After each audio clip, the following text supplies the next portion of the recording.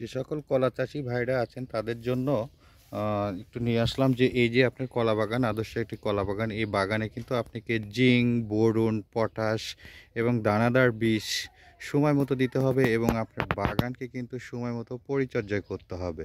তা না হলে কিন্তু আপনার বাগানে সমস্যা হবে। কলা যখন আসবে আপনার বাগানে তখন কিন্তু আপনার কলা গাছটি দুর্বল হতে পারে এবং সমস্যা হতে পারে, ক্ষতিগ্রস্ত হতে পারে। যেরকম আমার বাগানে কিন্তু জিঙ্ক, বোরন, পটাশ একটু কম থাকার কারণে দেখতে পাচ্ছেন একটি কলা গাছ, যেটা যে মুহূর্তে কলাটা আমি সংগ্রহ করব তার আগ মুহূর্তে কিন্তু জিঙ্ক, বোরন, পটাশ এবং দানাদারের অভাবে কিন্তু আমার কলা গাছটি ক্ষতিগ্রস্ত হয়ে গেছে এবং এই যে কলাটা কিন্তু কলা গাছটি কিন্তু ভেঙে পড়ে গেছে। ফলে কিন্তু কলা আমি সংগ্রহ করতে পারবো না, এই কলাটা কিন্তু নষ্ট হয়ে যাবে, কলাটা কিন্তু পাকবে না। তা আমি কিন্তু ক্ষতিগ্রস্ত হয়ে গেলাম।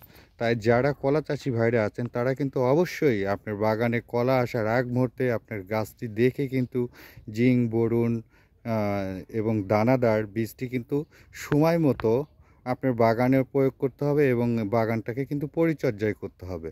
তাহলে কিন্তু আপনাকে কিন্তু এই ক্ষতিগ্রস্ত, যেরকম এই যে কলা গাছে পোকা লাগা, নষ্ট হয়ে যাওয়া এবং কলা পড়ে যাওয়া, ভেঙে যাওয়া, এই ক্ষতিগ্রস্তটা কিন্তু হবেন না। তাই ফলে কিন্তু অবশ্যই মনে রাখবেন যে সময় মতো কিন্তু আপনাকে এইগুলা প্রয়োগ করতে হবে। তাহলে আপনি এরকম ক্ষতিগ্রস্ত হবে না। তো যদি ভিডিওটি ভালো লাগে অবশ্যই বেশি বেশি করে সাবস্ক্রাইব করবেন, লাইক করবেন, ফলো করবেন। ধন্যবাদ সবাইকে।